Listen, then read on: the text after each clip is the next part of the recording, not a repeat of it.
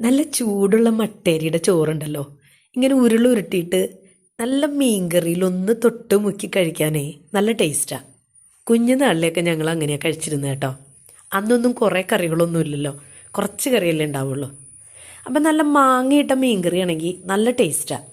നല്ല പച്ചമീൻ, പച്ചമുളക്, ഇഞ്ചി, കറിവേപ്പില, മാങ്ങ, സവാള, മുളക് പൊടി, മല്ലിപ്പൊടി, മഞ്ഞൾപ്പൊടി, കുറച്ച് വെളിച്ചെണ്ണ, ആവശ്യത്തിന് ഉപ്പും കൂടി ചേർത്ത് നന്നായിട്ട് കുഴച്ച് ഞെരടി അതിനകത്ത് നല്ല തേങ്ങാപ്പാൽ ഒഴിച്ച് തിളപ്പിച്ച് അതിൽ ഒരുവിധം പരുവത്തിലായി കഴിയുമ്പോൾ മീൻ കഷ്ണങ്ങളും ഇട്ട് നന്നായിട്ട് തിളപ്പിച്ച് വറ്റിച്ച് കുറുക്കിയെടുത്ത് കഴിഞ്ഞ് അതിനകത്ത് കുറച്ച് ചുവന്നുള്ളി കാച്ചി ഇച്ചിരി മുളക് പൊടിയും കറിവേപ്പിലയും കൂടി ചേർത്ത് അതിലൊഴിച്ച് കഴിഞ്ഞാൽ ആ കറിയുടെ ടേസ്റ്റ് ഉണ്ടല്ലോ പറഞ്ഞറിയിക്കാൻ വയ്യ.